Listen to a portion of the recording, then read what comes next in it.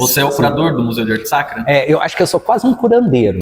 Quantas esculturas do Fernando Furlaneto você tem na Cidade dos Vivos? Hoje a gente sabe que Bandeirante não é herói. Bandeirante nunca foi herói. É uma casa-museu porque representa o que foi a Tita, né? E a Tita foi muito influente na época. Quando a gente planta uma árvore, a gente planta uma responsabilidade. Isso é uma polêmica tão legal. Aí eu entrei na igreja, estava o João Batista Merlin lá, né? A cultura popular também é importante, não é só o erudita. Por isso que eu entrei em contato com o Dito Pito, né? Aí a hora que eu cheguei lá, nossa, que maravilha! Ele comprou justamente um pedaço do cemitério dos cativos. Hoje Santo Antônio é casamenteiro, mas no século XIX ele não era casamenteiro. E o que era aquela polêmica sobre 1821 ou 1824? Isso aí foi. A cadeia era embaixo, a câmera era em cima. Nossa. Mas não é para prender os vereadores não sabia. Aí ele estava lá na missa, no altar, né? E aí, no momento da celebração, ele caiu. E tinha jacaré de cimento.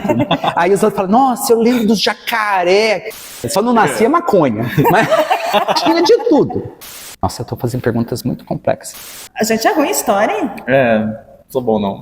O museu não deve ser uma janela para o passado. O museu deve ser um espelho.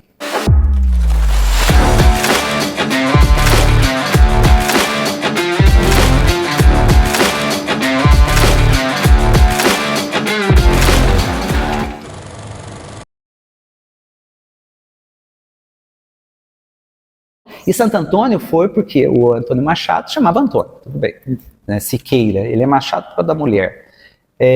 O Antônio, ele teve uma demanda de terra, um problema de terra, ele era poceiro praticamente aqui, né? Que era a área do secretário, era um local proibido para conceder cismaria e tal, porque era fronteira, Minas Gerais e São Paulo. E parece que o secretário tinha propriedade mesmo aqui, era a área proibida do secretário. E ele se apossou de algumas terras, comprou, sei lá, a gente não achou nenhuma documentação nesse sentido. Mas aí ele vai ter conflito com um outro poceiro. Poceiro que adquiriu essas terras dessa maneira. Aí o que ele fez? Vou fazer uma promessa para Santo Antônio. Hoje Santo Antônio é casamenteiro. Mas no século XIX ele não era casamenteiro. Ele tinha uns milagres, que era do cântaro, da mulher. Mas o que era mais importante do Santo Antônio? Era essa ubiquidade, né, dele estar tanto lá em Pádua como em Pádua como lá em Lisboa. Então ele estava em dois lugares ao mesmo tempo. Então essa condição de Santo Antônio era a mais importante na época, lá no início do século. Então ele era padroeiro de quem? Dos viajantes, dos que deslocavam, dos tropeiros. Então todo mundo tinha um Santo Antônio miniatura dentro do bolso, da sacola, porque ele protegia os viajantes. E se ele é o protetor de quem está ligado ao deslocamento de terra e de terra, ele é protetor de quem tem problema com terra. Deu para entender? Se fazendo promessa para Santo Antônio, você resolve isso. Então essa demanda judicial ele resolveu. Mas qual era a promessa? Construir uma capela para Santo Antônio. Ele tem que cumprir. Entendeu? Por isso que tem Santo Antônio das Posses, tem nome de um monte de cidade, porque era para Santo Antônio do Jardim, foi problema de terra. E por falar em padres e santos? Nossa Senhora. Mas eu tenho uma última botei pergunta. a Nossa Senhora pra... Tenho uma última pergunta sobre o João Ramalho. Ele falece justamente celebrando a missa da matriz? Isso é uma polêmica tão legal, porque não especificamente. O seu João Scannapie, o seu João Scannapie ficava uma fera, né? E eu achava brilhante assim, a colocação dele. Porque o que a gente sabe é que ele desfaleceu durante a missa de inauguração da nova igreja. Depois de ter feito tudo isso. Mas 1853, 54, eu não tenho certeza. E foi no dia de São João, óbvio, né? Você vai fazer a inauguração. Aí ele estava lá na missa, no altar, né? E aí, no momento da celebração, ele caiu. Mas aí o seu João fala assim, mas ele não morreu ali. Levou ele para a casa dele ficava ali onde hoje é a Praça Monsenhor Ramalho, onde é loja sei. Nossa, isso porque feio. Morrer é feio, né? Bom, mas ele não morreu ali. Não foi tão assim, suntuoso, faustoso, né? Apoteótico. Levaram ele para casa dele, que era um sobrado, onde hoje tem uma farmácia na esquina ali da Hugo Sarmento com a Ademar de Barros. Era um sobrado grande, que era a casa dele, era muito poderoso, ele tinha muita propriedade. E ele morreu ali. Tanto que depois deram o nome, onde está a loja 100, o ponto de ônibus, ali era a Praça Monsenhor Ramalho, é ainda Monsenhor Ramalho. E antigamente era a Praça do Pelourinho, onde ficava o Pelourinho, porque a administração pública ficava ali em volta. Né? Bom, aí ele disse isso, ele falou certo, ninguém diz que ele morreu ali, né? Mas é que dá mais sensação e tal, né? E não tomou posse, viu, Matheus? Não chegou a tomar posse, tanto que fizeram uma placa para ele, foi sepultado na igreja matriz, né, ali. A gente achou um monte de ossos, mas a gente não sabe qual osso que é dele, né? Tava lá no piso, quando a gente fez a cripta, aí escavou, achou ossos, caixinhas de cabelo. Acho que pelo livro de óbito da matriz, desde 1834, foram sepultados cerca de 100 pessoas dentro da igreja. Olha já numa época que era proibido sepultar. Inclusive a esposa de um dos fundadores, que é o Antônio Machado. Olha só. Ela estava lá também. Do Antônio Machado eu não achei. Pode ser que ele foi sepultado lá em Itajubá, ou levaram, né? Mas da esposa sim. E volta naquele esquema. Eles são fundadores. O Antônio Machado sempre foi colocado dentro da memória como um personagem da origem. Né? Que é o viajante, exato, né? Bem, interessa pelas terras, faz essa capela. Mas essa capela não foi oficializada, ela não tinha autorização. Tanto que o Monsenhor Ramalho teve que pedir novamente para a diocese. Né? Era uma coisa precária para cumprir promessa. Então, e ele tomou o nome da rua dele aqui, o nome dele para a rua onde ele morava. Então, a propriedade dele era aqui pertinho, aqui na rua São João, com a Antônio Machado. Aonde muitos, por exemplo, o Ademir Carbonara fala para ele, aonde está as fundações da casa dele, era no fundo da escola São João Batista. Que você estudou lá. Estudei. Era ali no fundo, perto daquela ruinha que tinha, assim, não tem uma rua que desce ali do lado do Cordinho São João? Sim. E ali era onde desaguava no Jaguari. E ele fala que quando ele estava arrumando o pátio, encontraram rochas, assim, alguns fragmentos. Então é muito interessante isso. Olha, que legal. Outros falam que a casa dele é justamente na esquina, onde mora a Célia Lanzac, né? A mãe da Fabiana Lanzac. Ali na esquina, de frente para o cartório de registro, né, de imóveis. Ali naquela esquina que tem aquele predinho, que era da família Lanzac, seria o local, e a tarantela, que estaria ali abaixo, seria o local da casa dele. Então, agora, ele pode dizer que ele é fundador? Então tinha uma ala que tinha essa memória profunda, e até podemos falar que é confiável, porque eles presenciaram esse momento. Então, no final do século XIX, você tinha ainda os velhos contadores de história que presenciaram tudo isso. Aí eles falaram que era 1824 e era pelo Antônio Machado, por causa da capelinha. E outros falavam, não, mas isso não foi para frente, não ia para frente, não ia virar. E não havia uma intenção de fundar uma localidade. Deu para entender? Aí, quando chega o Monsenhor Ramalho, vendo esse sentido, aí fala, vamos corrigir isso, vamos fazer. Porque eu tenho uma outra intenção, minha intenção é virar senador. Entendeu? Mas então a do Antônio Machado seria de 1821. 24. E a do Monsenhor Ramalho é 1834 que vai fazer o pedido. Entendi. E a capela vai ser construída em 1800, a capela oficial, né, autorizada pelo bispo, vai ser construída em 1836, 37. E eu julgo que essa capela não seja onde está a igreja catedral. Ela seria mais abaixo. Ela estaria, sabe onde monta o presépio? Aquele pergolado? O coreto, o pergolado. Fala um coreto, mas não é. Ali que eu acredito que essa capela que ele pediu oficialmente foi construída. Por quê? Porque ela tinha um cemitério à frente, que é onde hoje está o monumento da Ângela Bonfante, ali o Anjo. O Anjo, está ali naquele ponto. Ali era o cemitério. Então, já era proibido sepultar dentro do prédio, mas o cemitério podia ficar na frente. E a rua que corta, onde dá a fonte, era o largo aberto da capela. Aí ele vendo que ia virar freguesia, Ela ficou por um bom tempo, de 36, 37, 38, quando foi freguesia, eles ampliaram um pouquinho, colocaram pia batismal. Só quando é freguesia você pode ter isso. Que aí é paróquia, você tem que ter renda, né? Aí ele já começou a vislumbrar uma igreja maior que no barranco ali não vira. Aí ele vai erguer, vai fazer uma nova igreja, isso em 1848, ó, depois de 10 anos de problemas. E ele começa em 48 e vai inaugurar em 53, 54. Aí sim. E essa capela é justamente onde está a cripta. Entendi. E aí as autoridades do lugar foram enterradas na cripta. E aquele cemitério lá na frente foi desativado, logo em seguida, no momento da freguesia, e transferiu aonde é a Praça Joaquim José, onde está a estátua do Joaquim José, é o epicentro do cemitério da paróquia. Entendeu? E o que era aquela polêmica sobre 1821 ou 1824? Isso aí foi muito engraçado até. Olha, não foi tão engraçado para nós professores, porque a gente tinha que trabalhar. Foi uma decepção. A Universidade da Cidade, e a gente estava na dependência deles resolverem. Já tinha passado, Júlio. Acontece, eu vou contar minha situação, porque eu fiz parte da comissão, né? Eu só também estava assistindo aquela história, mas também tinha minhas versões. Porque eu li por muito tempo o Jornal Município. O Jornal Município era de uma ala muito curiosa, sabe? Era diferente da Cidade de São João, né? Que era o jornal mais antigo daqui.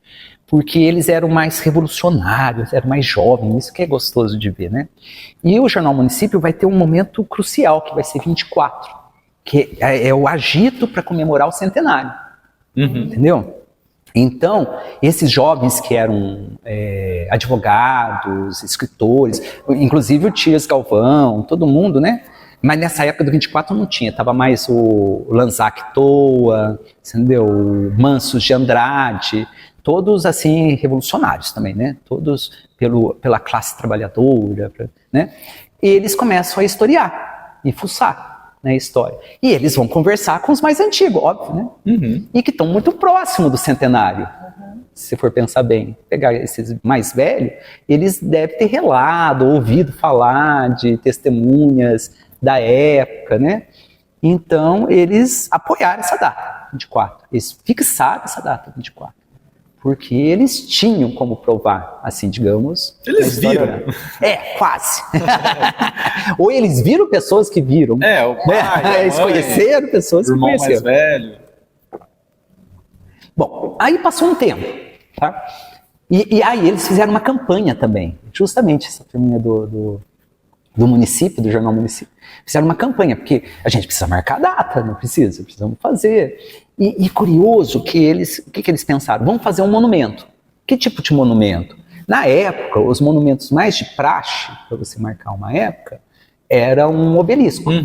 Como os obeliscos papais de Roma, né? Os obeliscos romanos que eles roubaram do Egito.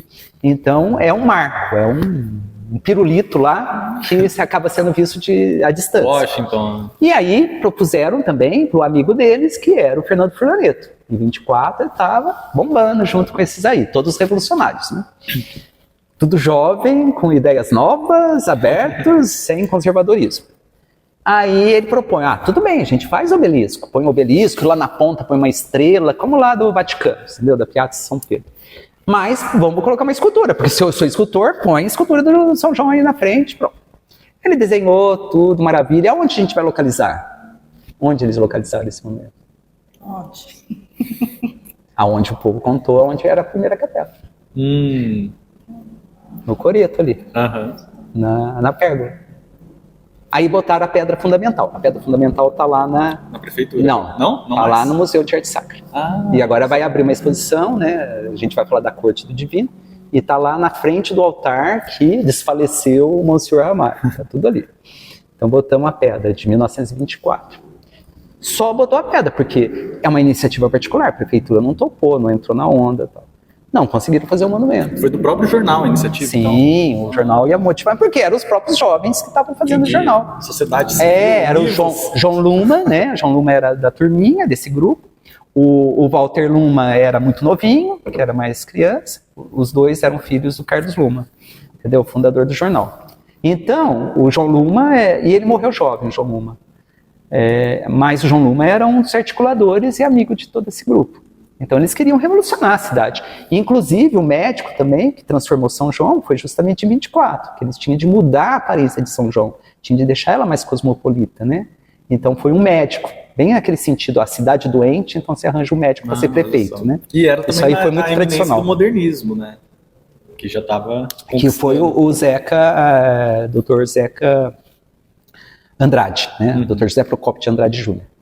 E aí ele transformou a cidade. Então era tudo de terras, piso de terra. O automóvel estava chegando, o automóvel estava ficando acessível. Então não era só rico que tinha automóvel, né? Apesar que eles não tinha lei de trânsito, não tinha nada, não tinha de tirar carta, você comprava o automóvel já saía dirigindo. Já saía batendo.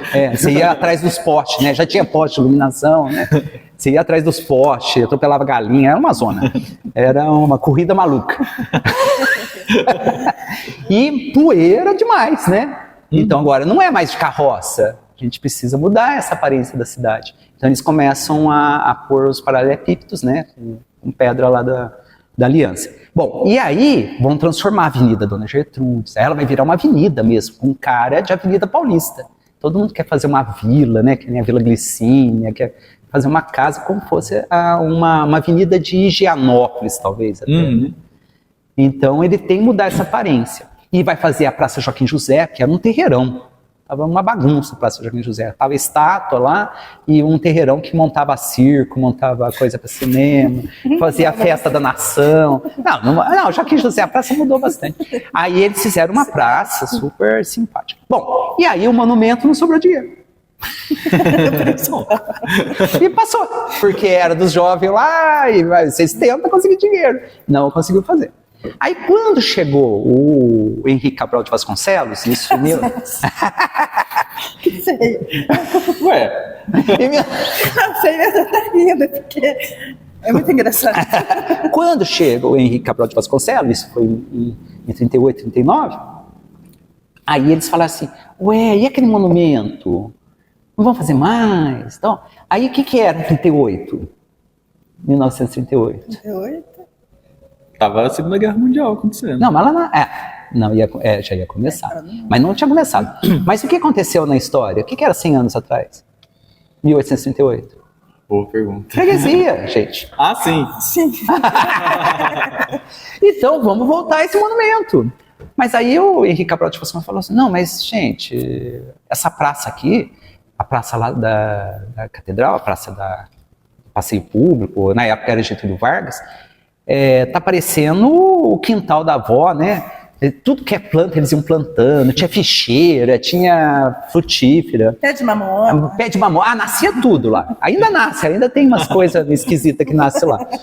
Só não nascia maconha, mas tinha de tudo. Mas era uma doideira. Era uma doideira. Aí você fala, isso aí não é uma cidade progressiva, a gente precisa moderar isso. Você vê lá Poste Caldas, nossa, o parque lá ficou maravilhoso. Se para aqui em São João, fica parecendo essa praça provinciana de chácara de vó, né? E que aí você tem até medo que fica escuro à noite, você pode cruzar com uma vaca estacionada ali, lobisomem, né? Lobisomem. Aonde tem a fonte, tinha um coreto com uma lagoa em volta, desde 1906, e tinha jacaré de cimento. Aí os outros falam, nossa, eu lembro dos jacaré que tinha. E era de cimento, e a gente pensa, nossa, por que estava criando jacaré? Era de cimento, assim, Vitor. Então era assim. Não dá, né?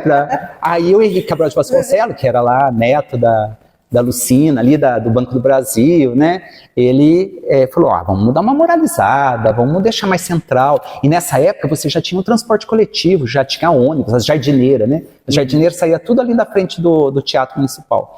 E já tinha estrada de rodagem, estava acabando com a ferrovia, né? Então, o direcionamento de entrada e saída da cidade estava virando ali a João Osório, né? Então, vamos mudar a prefeitura, que era aqui, a prefeitura de Câmara era aqui no Senac. Era na antiga casa de Câmara. A Câmara e a cadeia funcionavam no mesmo prédio? Funcionava no mesmo prédio lá do Império, no período do Império. Ah, tá. Teve uma época que a cadeia era embaixo, a Câmara era em cima. Nossa. Mas não é para prender os vereadores. Os vereadores... ideia prática, se for ver, né? Mas os vereadores daquele tempo eram gente boa, viu? Eram homens bons. Eram homens bons, não tinha salário, fazia por ideal, por convicção, você entendeu? Eram eleitos. Mas e era uma vez por mês que se reuniam, né?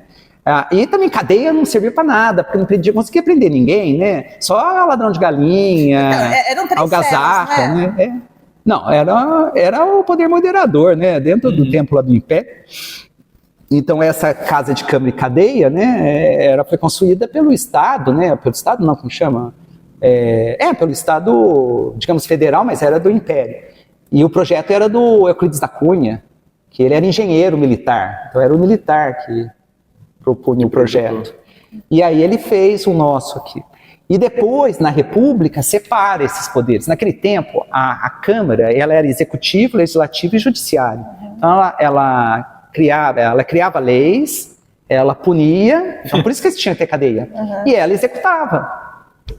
Deu para entender? Na época do Império. Na República que separa os poderes. Né? E aí, depois em 17 que vai ter o fórum. Aí a cadeia e o fórum vão para o lado do outro lado. Ali onde hoje não é mais, acho que agora é um departamento de saúde. Isso, é uma forma. Uma coisa assim. Ali que depois foi em 17, né? Bom, aí o que o Henrique Cabral de Vasconcelos fala? Não, vamos transferir a prefeitura e a Câmara aqui para cima, deixa esse prédio velho aí, né?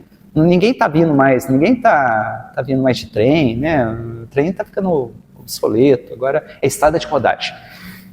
E ele transfere ela para cima, ele compra a casa do Gabriel Junqueira, né, que era um fazendeiro muito rico, mas aí faliu, ele construiu essa casa de 1925 a 29.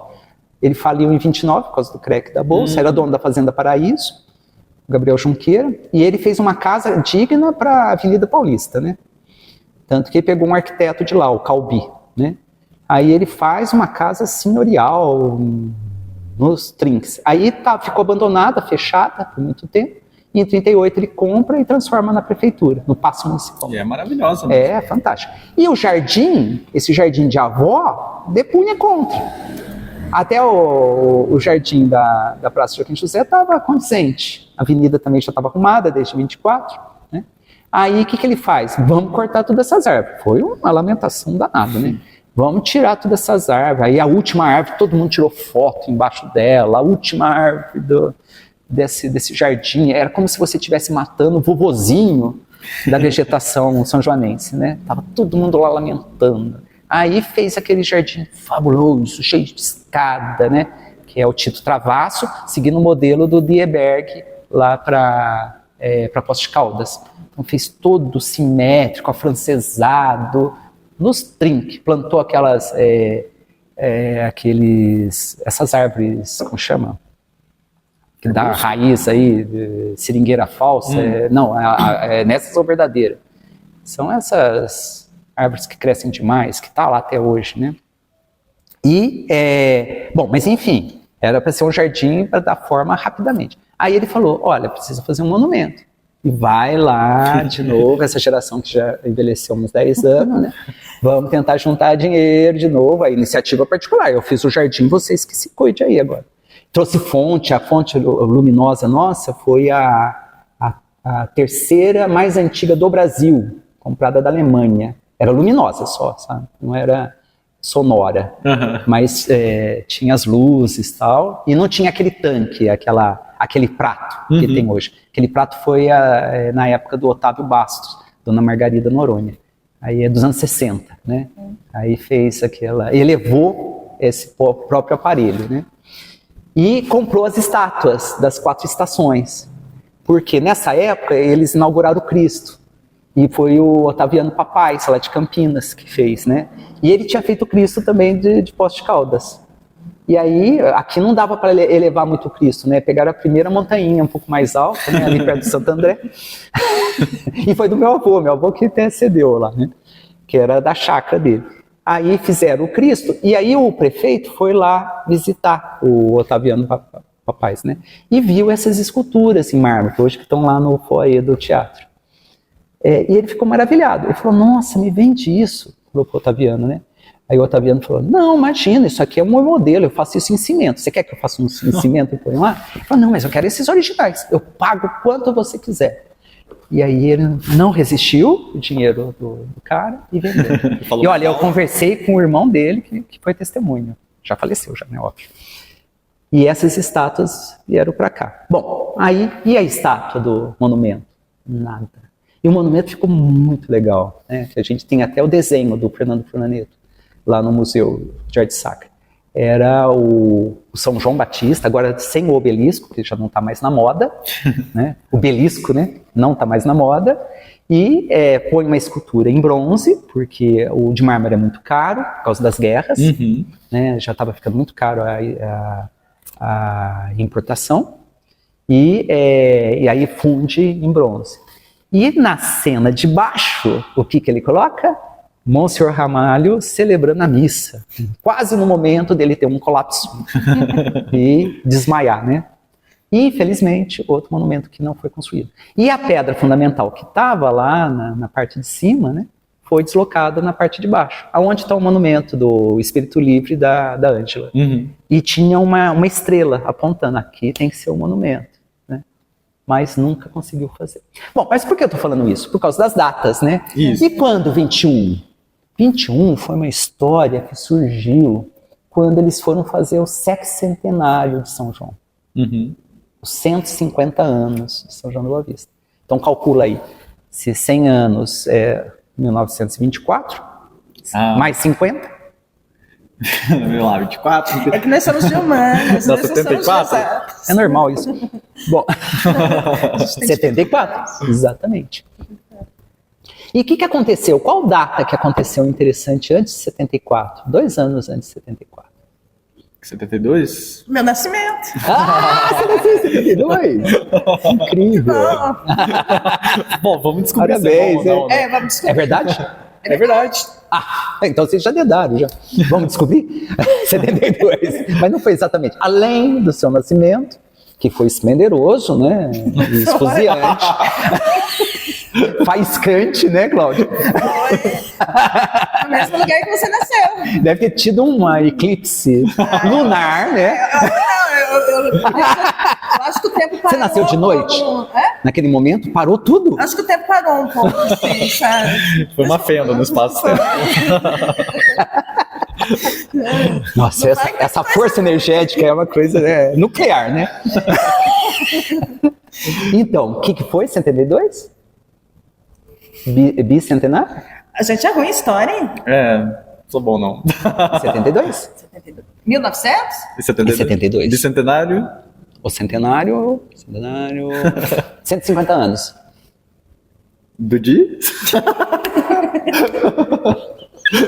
Gente, também não é de história, nem de... É adorável isso.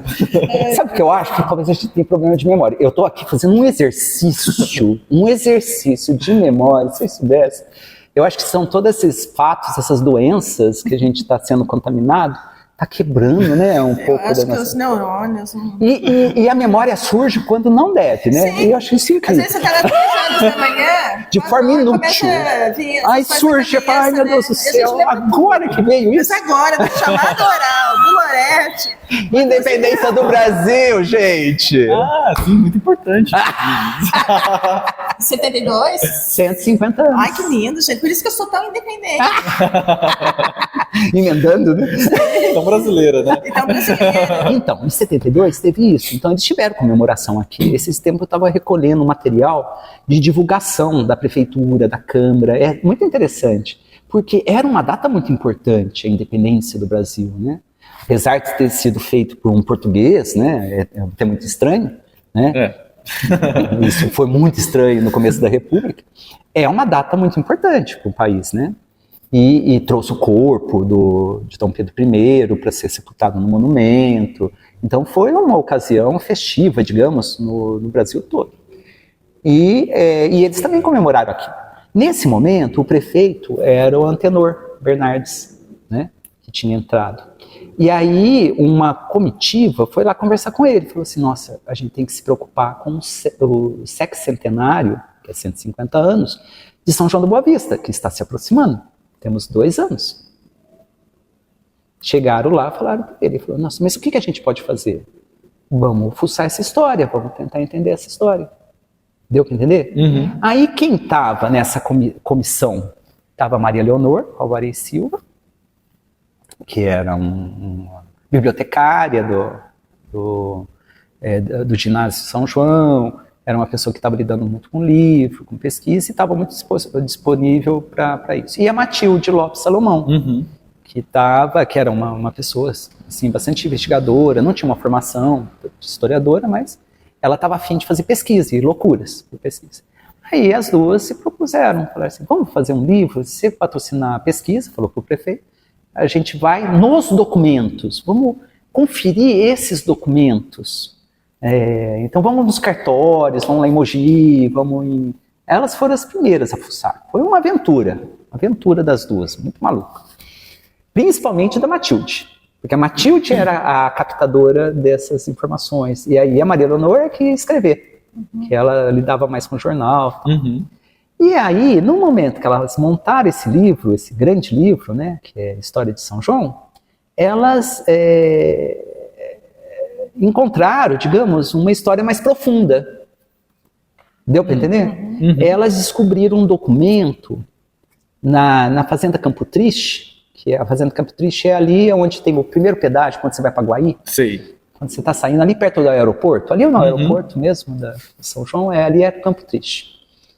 Ela encontrou digamos, uma revolução, uma revolta na fazenda dos agregados, que moravam na fazenda. Mandaram um documento para a viúva, né, do João Franco, do Oliveira, né, ela que era descendente de João Franco,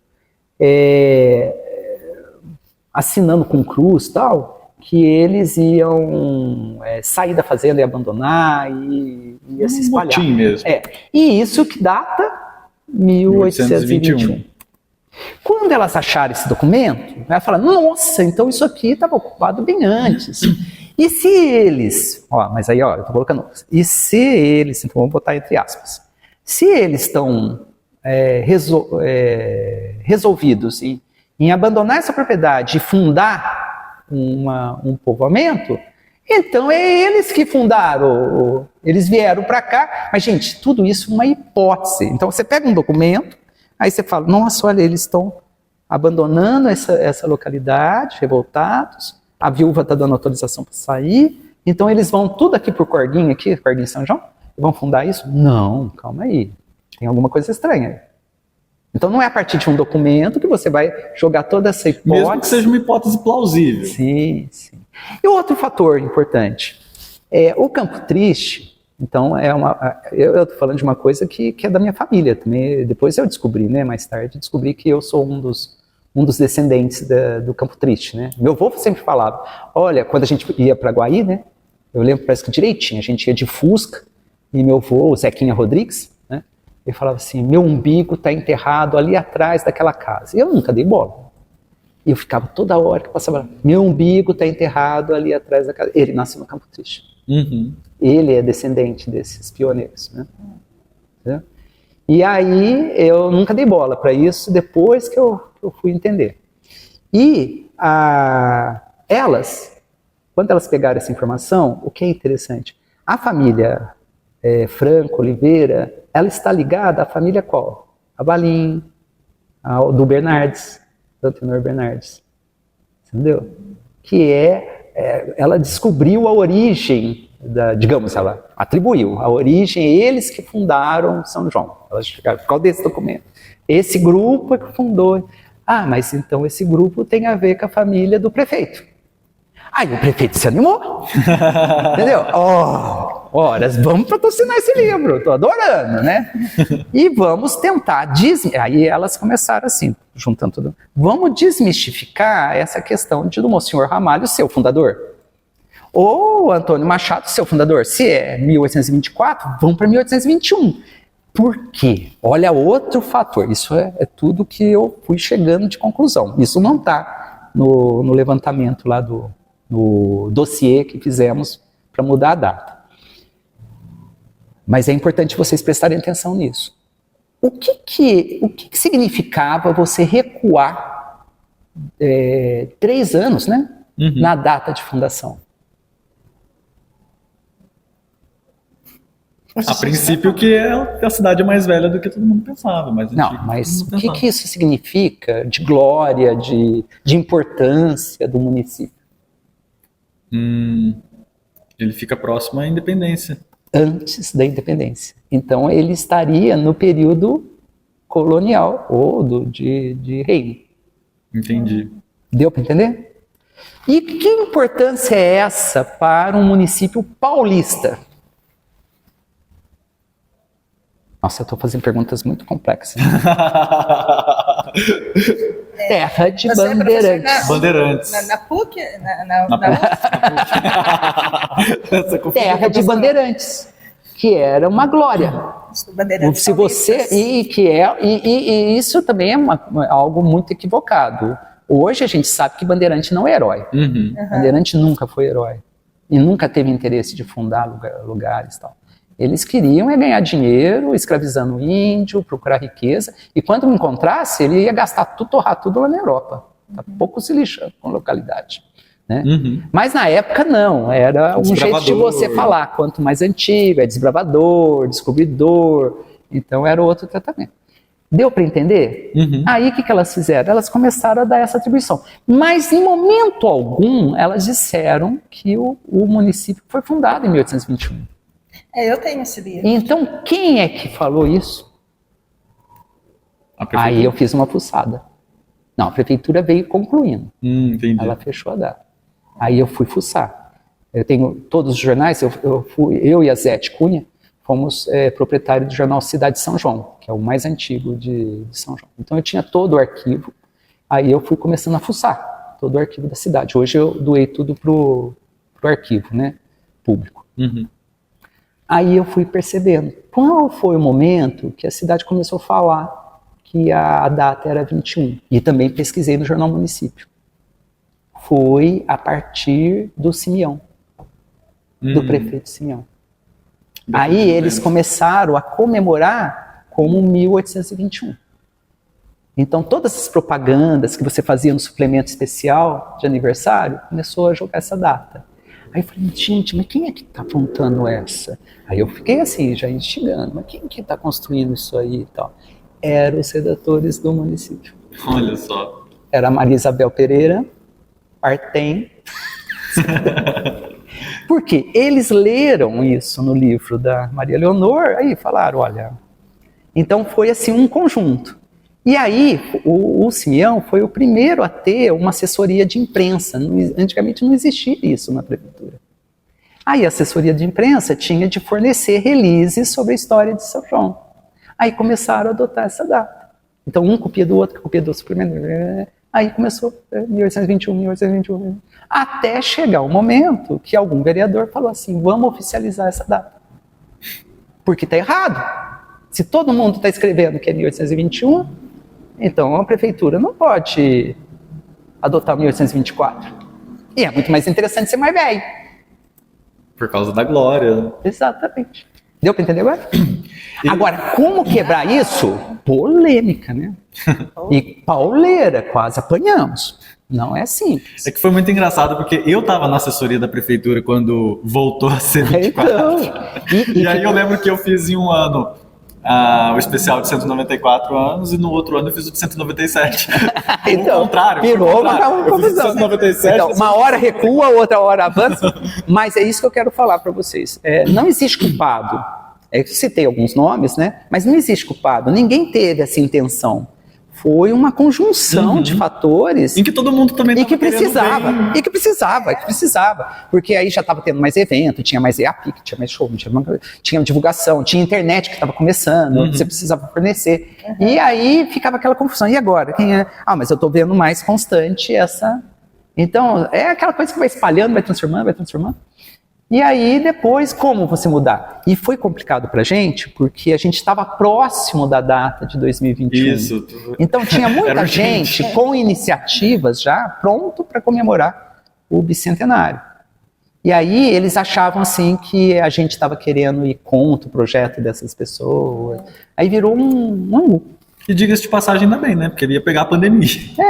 Aí pegou a pandemia, né? Até que foi bom não ter sido. Tá vendo? No final das contas. Sala de aula com Cláudia Cunha. Vamos falar de museu. Olha só. Vamos levar as crianças ao museu? É bom. Sempre foram visitas marcantes na minha infância. Então, porque ao adentrar as portas de museu, as crianças são transportadas para diferentes épocas e culturas. Cada sala é um convite para explorar eventos e figuras históricas importantes. Porque as crianças vão ver os objetos autênticos, né? As roupas, as pinturas, as esculturas, as ferramentas. E as crianças, elas são naturalmente sensíveis à beleza. E os museus são uma fonte de expressões artísticas. E também tem vários museus, não só o pedagógico, né, o Loreste, tem o Museu de Arte Sacra. Museu de Arte Sacra, Museu da Educação, que está fechada, né? Lá no Joaquim José. É impressionante. Olha só, esse eu nunca visitei. Você já visitou? Não, esse eu nunca visitei. Ele é incrível, mas se você entrar, você chora. E chora não, ele próprio chora, porque tem goteira, tem tudo, né? Poeira, as coisas devem estar se deteriorando. Bom, mas vamos lá. É só uma dica, né, para os pais, né? A gente tem um museu aqui, né, em pleno centro, e levar as crianças. Você é o curador do Museu de Arte Sacra? Eu acho que eu sou quase um curandeiro, né? Porque acho que é aquilo que a gente contou aqui, né, da minha primeira vez, né, dos museus, e eu acho que isso construiu todo um imaginário que eu tinha. Ele foi conectando, foi se explicando. E aquela frase que eu falei para vocês, eu não sei se vocês lembram a primeira frase. De hoje? Eu tô vendo que a memória de vocês é pior do que a minha. Não é só a memória de longo prazo, a memória recente também. Eu acho que a nossa nota hoje... Agora, você que está assistindo pode voltar para os 40 segundos desse vídeo e descobrir... 40 segundos só? Então, a frase que eu falei era a questão que... Janelas e espelhos. Isso! Tá vendo? Você não é tão ruim assim. Ele deve ter os exercícios de memória dele. Porque você sabe... Exatamente. Que o museu não deve ser uma janela para o passado. O museu deve ser um espelho. Porque eles têm que se ver refletido ali. E nessa reflexão, eles vão montar os outros momentos. Porque é muito simples, o museu, aquela forma passiva dos alunos, chegar lá e ver, tá, olha, tá, um toque, tá, olha, nossa, é uma janela, é um recorte, é um cenário, mas ele não está se vendo ali. Tem que haver uma conexão. Como que ele se conecta? Eu conseguia fazer essa conexão. Como? Será que eu desviei aqui? Não. Eu conseguia fazer essa conexão. Como? Eu morava no museu, né? Eu era a coisa mais esquisita do mundo. Porque eu contei essa primeira fase, né, da minha professora, tal, né? Era Lisalda Borges. Lá eles conhecem como Lisa, lá na feirinha do MASP. Ela faleceu agora há pouco tempo, com 100 e poucos anos. Olha só. Ela é a avó do Léo Beraldo, fotógrafo. E era a esposa do professor Borges, né? Então, ela levou a gente a descobrir isso. Aí depois eu descobri o horário. Então, de manhã eu estudava no Joaquim José, depois eu ia almoçar, depois eu ia correndo para o museu. Aí eu ficava sentado no chão, lá no assoalho, vendo cada pecinha, cada detalhe. E a diretora achava até estranha, né? A diretora na época era a Lucila Martarello. Olha. Aí ela começa a ficar minha amiga. E aí eu vou pesquisando sobre as peças e contando para ela o que poderia ser, o que é. Olha como que você vai dialogando, você vai transformando. E aí ela tocava piano. Não, eu tocava piano para ela, tinha um piano lá, eu fazia com a dona Ditinha Camargo. Ela tocava castanhola, ela cantava, ela dançava espanhola, né? Da forma. Não, a Lucila Martarello. A dona Ditinha me dava aula. Era um fuzuê. Aí todo mundo falava assim, nossa, mas o menininho loiro não vem pra cá, né, pra gente se divertir? E aí eu tava levando como fosse minha casa, fosse o local da experiência. Deu pra entender? E depois eu vou descobrir como se faz um museu quando a gente vai montar um museu de arte sacra. E hoje eu estou pensando desse jeito, que é aquilo que eu falei para vocês. Essa frase está me batendo na cabeça, porque foi uma entrevista com um novo diretor do Museu Afro Brasileiro lá no Ibirapuera. O novo diretor é um jovem e ele falou, olha, eu estou muito complicado com esse museu. Ele tem um acervo incrível sobre a cultura afro-brasileira, só que me incomoda muito os instrumentos de escravidão, tem em quantidade. Parece que a única coisa que representa o negro no Brasil é a tortura, é o castigo. Então dá muita ênfase à questão da escravidão. E o lado cultural mesmo, a alegria, a multiplicidade, a simbiose, não está representado ali. Aí ele fala justamente isso, que a gente tem que tratar o museu não como uma moldura, como uma janela para o passado, mas a gente tem que trabalhar o museu como um espelho. Aí eu falei, putz, grilo, eu vou ter que mudar toda a minha postura. Nunca tinha pensado desse jeito. Não que o local seja o local da beleza, seja o local das descobertas, da revelação, né? Mas quando a gente fala de espelho, a gente vai muito mais além. Como a gente pode se relacionar com esse objeto? Como a gente pode fazer ele nos penetrar, nos dizer como a gente pode trabalhar melhor a cultura? Mesmo porque existem vários tipos de museu, como a gente falou, né? Museu Tem o museu do som, dos imigrantes, Sim, museu da língua do futebol. portuguesa. Língua portuguesa. Outro que é o museu da pessoa. Quanto tempo que eu tento articular isso, mas não conseguimos. Porque eu não sei, o museu deveria ser uma iniciativa particular, deveria ser uma iniciativa pública. Eu acho que é importante, tem que ser público. Porque o público nos representa na totalidade. E o museu é história, Então, a história de todos. E ele tem a obrigação de articular isso. Não é que a gente tem que ficar correndo atrás de quem possa patrocinar, você não sabe. Veja a história que a gente acabou de contar aqui. A gente está falando de espelhos, né? Sim. Do obelisco e depois do monumento. Saíram? Não. Por quê? Porque o público, o de direito público, repassou para o particular. Sim. E não deu condição. A única coisa que saiu de monumento público aqui foi a estátua do Joaquim José. Mas porque eles tiveram patrocínio de fora. De outros amigos que ele teve, republicanos mesmo. Porque ele faleceu, assim, meio de surpresa, e ele era um líder. Uhum. Aí conseguiram fazer aquele monumento. Aquilo não teve um dinheiro público. Foi de coleta mesmo, e eles montaram aquele monumento, em 1904. Mas o resto dos monumentos... veja, a gente tem um escultor fantástico aqui, que é o Fernando Furlaneto. Quantas esculturas do Fernando Furlaneto você tem na Cidade dos Vivos? Talvez nas escolas, né? Uma só. Não, estou falando assim, na época que ele fez, não essas que espalharam para as escolas. Sim. No espaço público aberto. Quantos? Só o Padre Josué Silveira de Matos, aquele bustinho lá, que o pessoal rouba o óculos dele toda hora, agora já está até sem óculos, não consegue nem enxergar direito. A última paróquia que ele foi, que era do Rosário, ele estava virado para lá, pro Rosário. Só que construíram o prédio aqui do lado, já estragou toda a vista dele também. E roubaram o óculos 3 vezes, 4 vezes, agora ficou sem óculos. Ali na frente da catedral. Sim. Só esse monumento, mais um monumento muito mal feito lá do Dr. João Batista, lá na frente da Santa Casa. E cadê os monumentos dele na cidade? Ninguém patrocinou, ninguém fez. Se você quer gastar dinheiro, faça o teu monumento funerário. Então, eu acho que o museu ele tinha de ser uma iniciativa pública, e talvez seja de reivindicação pública, né, de todos. Mas é complicado. E eu sinto isso, falta muitos museus aqui. E o museu mais importante, eu acho que é esse que consegue fazer o espelho, que é o Museu da Pessoa. E que é uma experiência muito comum, tem muitas cidades menores de São João que fazem. O que é o Museu da Pessoa?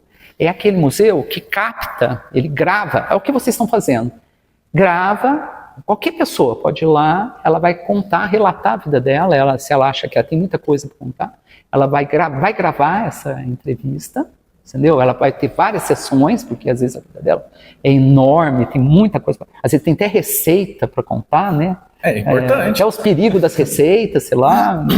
E ela vai trazer imagens para depois ser tudo fotografado, tudo que ela tiver de documentos, que ela queira, deseja para ser documentado, e ela vai dar autorização para a divulgação disso. Interessante. Nossa, isso, você vai acumular uma quantidade enorme. Aí fala assim, mas São João não tem uma estrutura dessa para fazer. Lógico que tem.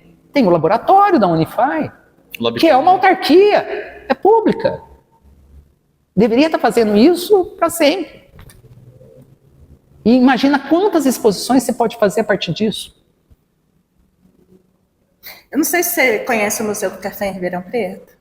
Conheço, lá da universidade. A gente foi, eu era criança, mas eu lembro. E tinha até a parte da Cesar, e tinha na própria fazenda, né? Do jeito que era mesmo os objetos, tudo. E tinha senzala embaixo, né? E eu fiquei meio apreensiva de levar o Matheus. Na senzala, não no museu. A criança lida bem. Porque tinha todo aquilo que você falou, os instrumentos, tortura e tal, né? Mas, parece casa do terror, né? Exatamente. Mas aí, aquilo que você falou, né? A gente tem que mostrar. Depois a gente conversa. Tem que mostrar. Para não acontecer de novo. Sim, eu acho que a gente tem que presenciar. A gente não tem que esconder. Não é transformar num tabu. Não. Nada deve ser um tabu. É curioso isso, criança não tem essas coisas. Sim. É a gente que cria, né? Até que nem o Museu de Auschwitz, que as pessoas vão fazer a visitação e tá do jeito que era o campo de concentração, é uma coisa muito triste. Mas tem que ser mostrado, para não acontecer de novo. Mas quando você vai com uma criança nesse campo de concentração, ela não percebe essas coisas. É porque a gente tem uma memória construída sobre esses lugares, ou sobre a história da escravidão. Então, e é curioso que quando a gente impede que as crianças tenham essa experiência, a gente também está colocando os nossos tabus, as nossas resistências, mas de um imaginário já construído.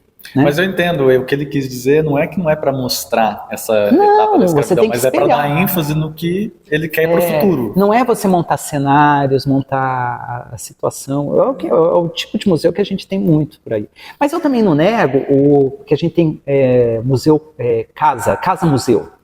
Eu encaro o Museu Histórico e Pedagógico de São João como uma casa-museu. Uhum. É a casa da Tita, né? Foi do Joaquim José. E a Tita enquanto colecionadora. Ela dizia que ela não era colecionadora, Tita de Oliveira. Ela era filha do Joaquim José, né? Tinha a Fazenda Cachoeira, e aqui era a Casa da Cidade, que era dada pelo Monsenhor Ramalho, Amorim, deu para o pai do Joaquim José, o velho. Né? E na casa, ela falava que ela era juntadora, ela não era colecionadora. E ela estava certa, porque o colecionador é aquele que estuda os objetos, relaciona, cataloga. Ela não, ela ia nas famílias, né, dela e dos outros e ficava pedindo, sabe? Pedia, falando, e eu vou levar, e levava. Aí a família ficava puta da vida, falando, ih, lá vem a Tita, nossa, aí ela vai levar. Aí acabava levando um modelo de cada, sabe? Mas ela acabou tendo um acervo enorme, tanto aqui na cidade como na Fazenda Cachoeira, né? E o que resistiu é o que está aqui na cidade, em parte. Porque quando ela faleceu, né, ela já tinha passado por testamento, a casa e o acervo para a prefeitura. E ela foi velada lá na casa, ali na sala de jantar. Então ela tinha ficado ali, o caixão, e quando saiu o féretro para ir para o cemitério, isso o Padre Luizinho que contou. Ele estava na frente, a hora que ele olhou para trás, ele só viu a família jogando as coisas pela janela. Nossa. Porque sabia que a casa ia ser fechada, e aí não daria para tirar mais nada de lá. Então, quanta coisa boa que saiu dentro da casa, né? Nossa. E é uma casa-museu porque representa o que foi a Tita, né?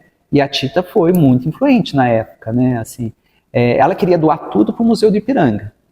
Mas aí foi convencida pelo Oliveira Neto, que era sobrinho dela, de não dar para lá, porque ela tinha dado já a coleção de armas do tio dela, o Ernesto de Oliveira, que tinha uma sala até com o nome dele lá no Museu do Ipiranga, Museu Paulista.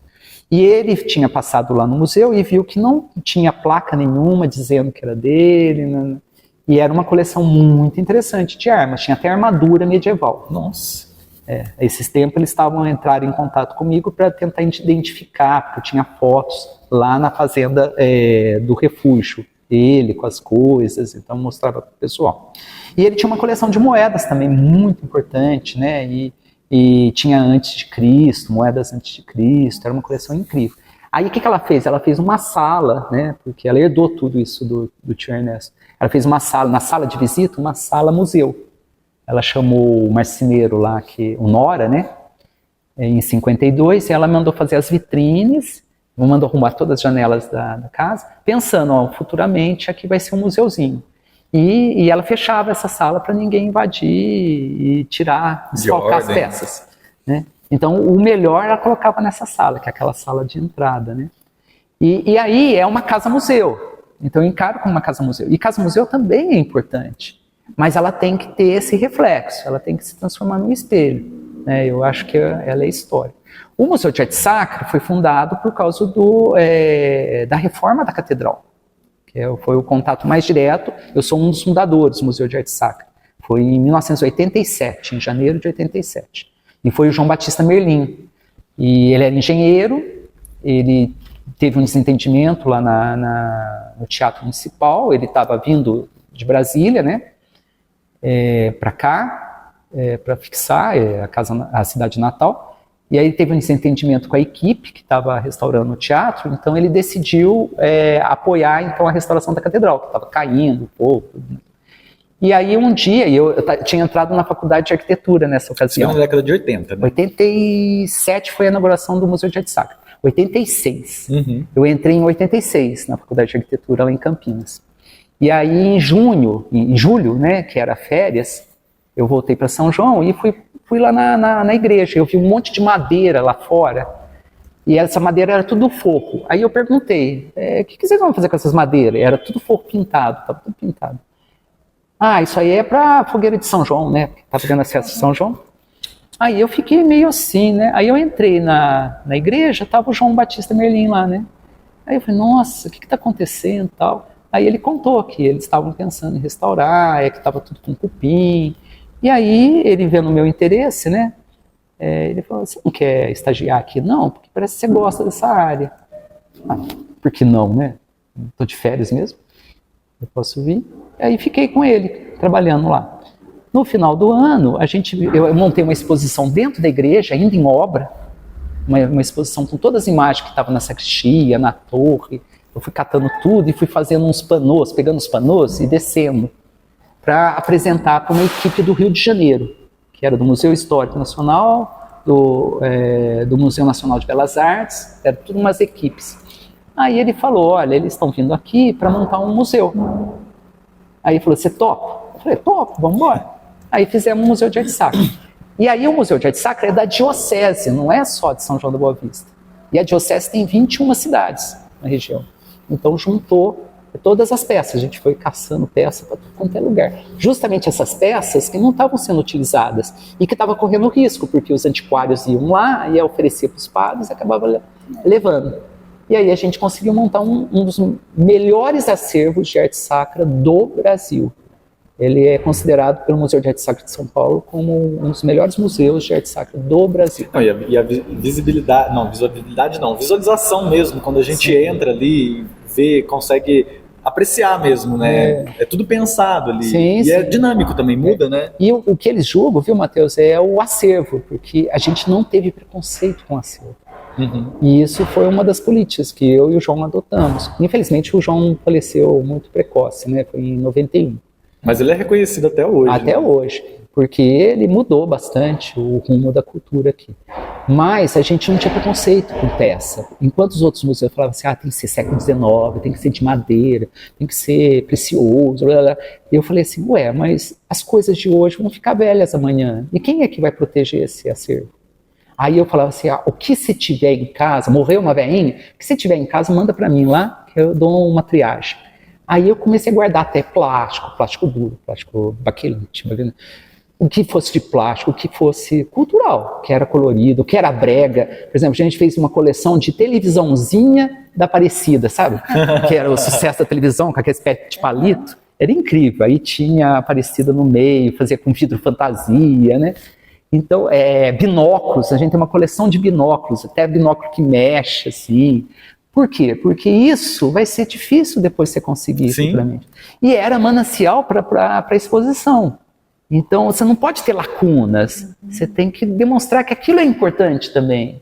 Que a cultura popular também é importante. Sim. Não é só o erudita. Não é só aquela coisa fina, de bronze, com pedras preciosas, ou com uma coisa muito antiga, que é só da elite. Não. E cadê aquela mais rústica, mais simples? Por isso que eu entrei em contato com o Dito Pito, né? Aí a hora que eu cheguei lá, nossa, que maravilha! Tinha caça, tudo caindo uns pedaços na parede. Tinha espinho de ouriço, né, que ele falava que multiplicava. Então, dentro da caixinha de fósforo, falei, gente, isso é acervo. Tinha óleo de caça, entendeu? Tinha as histórias dele, de caçador, dos fantasmas. Falava, nossa, como que eu seguro tudo isso? Tudo isso é manancial para a exposição. Tudo isso dá magia de você multiplicar, justamente fazer o espelho. Uhum. Então, como provocar essa multiplicação? A literatura faz isso, mas a literatura não tem esse instrumental do objeto. O museu, ele pode dar esse instrumental do objeto. O teu lúdico fica muito mais presente, fica muito mais palpável. Essa coisa de museu, casa, as pessoas se conservar essa casa do Dito Pito, da Nikita, de outras pessoas, do jeito que estava. É que o que você falou, Cláudia, pode não ter valor assim, material, mas olha o valor cultural e histórico. Pois é, social. e a casa do Dito Pito não preservou, né? Quer dizer, a casa está lá, mas eles demoliram, eles atualizaram a casa. O que deveria ter feito? A prefeitura, esse é o papel dela, deveria ter desapropriado, valorizado, como um centro cultural da cultura afro-brasileira. Por quê? Ele comprou justamente um pedaço do cemitério dos cativos, dos escravos. Mais simbolismo que isso. Que é na rua Luiz Gama, na ponta. Ficava bem na rua. E ele deixou as carneiras aparecendo no muro. E a casa parecia uma casa rural. E era um ponto também da parte elétrica do Rosário. Então era uma casa para ser um centro cultural de espelhamento da cultura afro em São João da Boa Vista.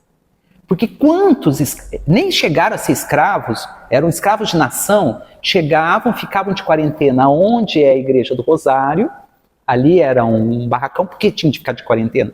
Esses escravos de nação vinham com doenças, as doenças, porque imagina, a travessia do mar, depois vinha a pé até aqui, aí tinha de fazer leilão, então não podia chegar no centro da cidade, você tinha de ficar na periferia. Então eles armavam um barracão, né? E aí os escravos ficavam ali, e ficava de quarentena para ver se morria ou não, que era a bexiga preta, varíola. É eles que transmitiam varíola, a varíola veio da África. Então morria de lote, quantidade. Então precisava ter um cemitério, que é uma questão higiênica. Então fizeram esse cemitério dos cativos, isso em 1830. Antes mesmo de serem escravizados. Sim. Então os escravos de nação, né, que vieram de lá, eles acabaram indo para lá. Aí mais tarde, aí vai tendo as leis de abolição, de tráfico, proibição de tráfico, ventre livre. Aí os outros escravos, que eram parentes deles, queriam ser sepultados lá. E os estrangeiros que vinham, eles tinham outra religião, eles não eram católicos, não podia ser sepultado na Praça Joaquim José. Então eram sepultados lá, os acatólicos, os protestantes. E depois vai ser o último cemitério a ser desativado, vai ser só desativado em 1910. E só alguns corpos vão ser levados lá para o cemitério novo, né, o 1894. E aí, o que ficou? Os ossos estão todos lá. Então, quando eles têm problema de encanamento nas casas, de repente eles escavam, chamam a gente. Encontramos ossos. Eu falei, deixa aí. Ele fala assim, mas não é melhor tirar? Não é um crime? Eles não sabem o que é cemitério. Álbum de recordações. O álbum de recordações, Lorete, é um cartãozinho que eu faço para os nossos convidados. Esse aqui é para você. E como você gosta de coisas antigas, é um papel meio rústico. Livros, que ele é um amante da literatura. E tem uma frase aqui, mas eu acho que é o que você falou o programa inteiro. Sério? Gostaria que você lesse e comentasse alguma coisa sobre ela. Olha, o primeiro dever do historiador não é trair a verdade, não calar a verdade, não ser suspeito de parcialidades ou rancores. Cícero. É verdade. É verdade. É o que você falou o programa inteiro, né, de uma forma bem prática, didática, assim. Mas você é um verdadeiro historiador mesmo. Eu acho que deve ser, assim, não sei. Agora, a gente tem a lembrança afetiva. Agora estamos falando de história, mas da história do Loretti.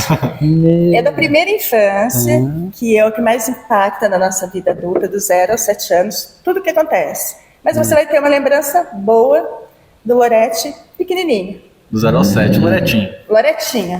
Então você vai pensar, vai visualizar você pequenininho e vai ler a primeira coisa. Que vier na sua cabeça com essa palavra aí. Com essa palavra, com essa frase. Uma lembrança que faz parte da sua história. De infância. Difícil, hein? Pode falar? Pode. Na minha infância, mas não é tão assim longe. Porque eu acho que a minha infância longe assim, tem momentos muito curiosos, mas são momentos muito intimistas, eu acho, sabe?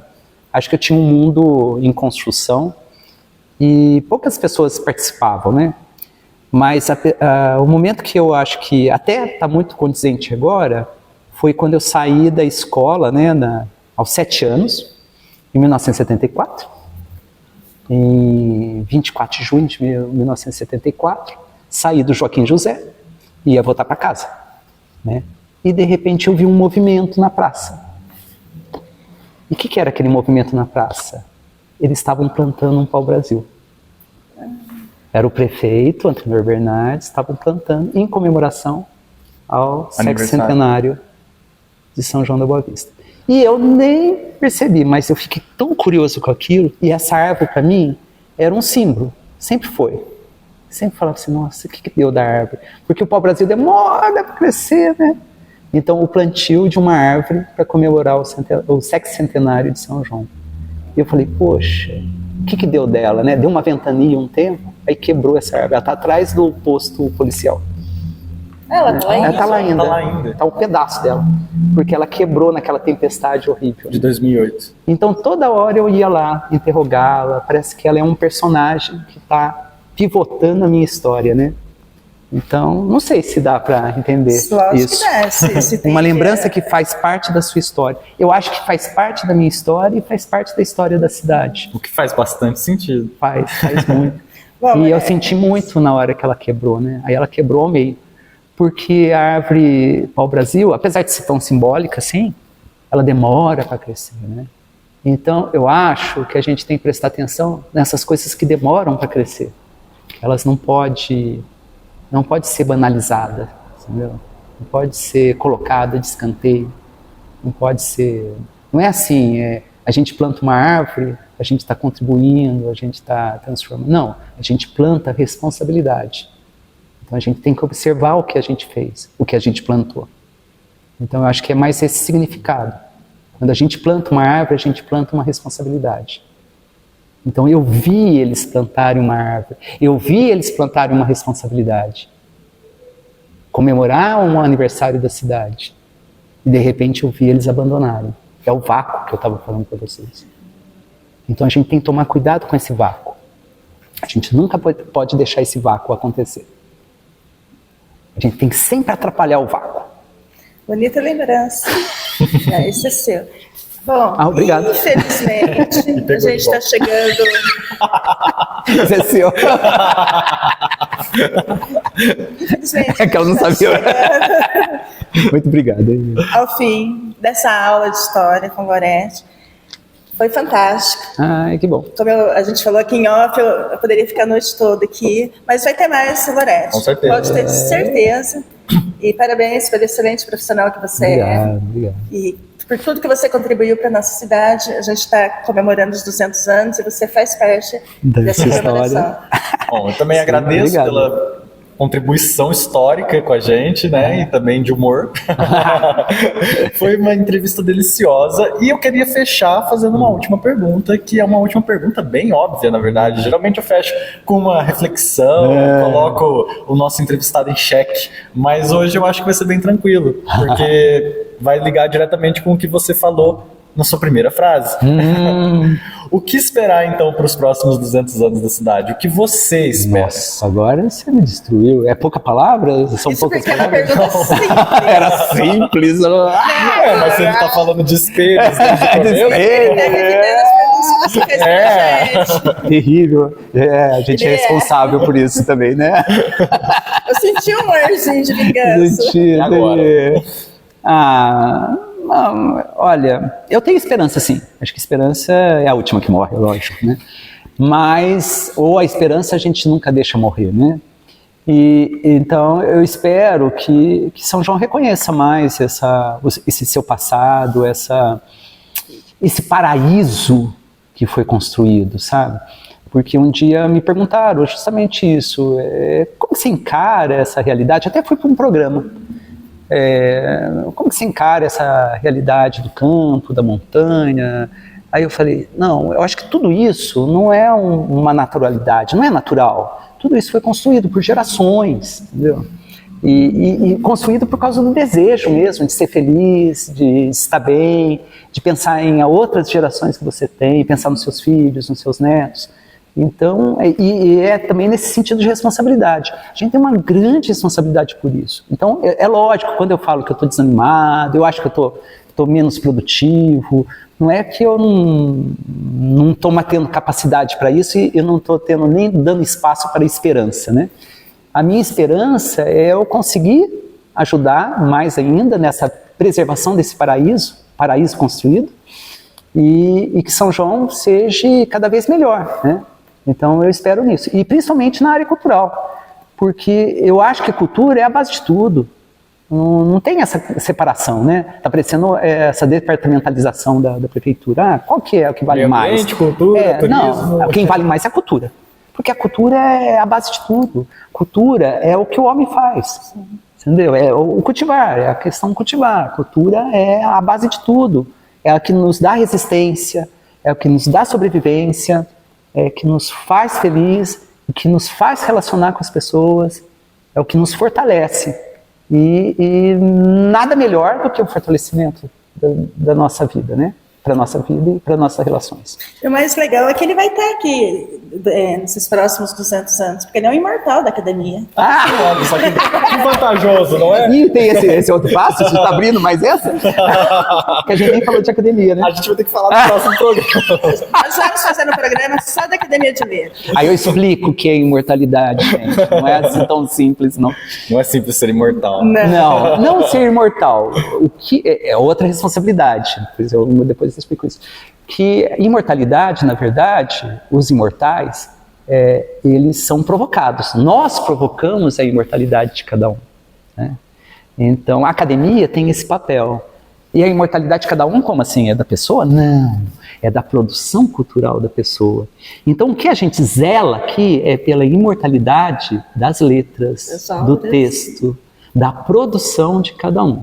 Então, por isso que tem as cadeiras e tal. Então, cada vez que uma cadeira é vaga e depois é ocupada por outro escritor, outro cultural, ele tem que fazer todo esse resgate, porque ele tem que imortalizar todos que passaram por essa cadeira, inclusive o patrono. Deu para entender? Uhum. E dessa forma é que a gente faz imortalizar a literatura. Entendeu, Cláudia? Uhum. Então, a nossa imortalidade é um movimento que a gente pratica para a imortalidade da para garantir literatura. A imortalidade dos... Não, da imortalidade da produção de cada um que passou pelaquela cadeira. É bem o que o Cícero fala aqui. E no sentido de responsabilidade. A responsabilidade, eu acho que é o maior ato que a gente tem. A gente é responsável pelo que Cativas, né? O Cativas é a cultura. Com Antoine de Saint-Exupéry. Ele era um grande intelectual. Esse cara sabia o que falava. Bom, Lorete, queria agradecer então por você ter disponibilizado esse tempo pra gente, para comemorar os 200 anos de São João da Boa Vista. Mais do que olhando para o passado, criando então um espelho para o futuro. Exatamente. Então, muito obrigado novamente. Obrigado também. E para vocês que acompanharam a gente até aqui, muito obrigado pela companhia, pela audiência e até o nosso próximo episódio. Feliz 200 anos de São João!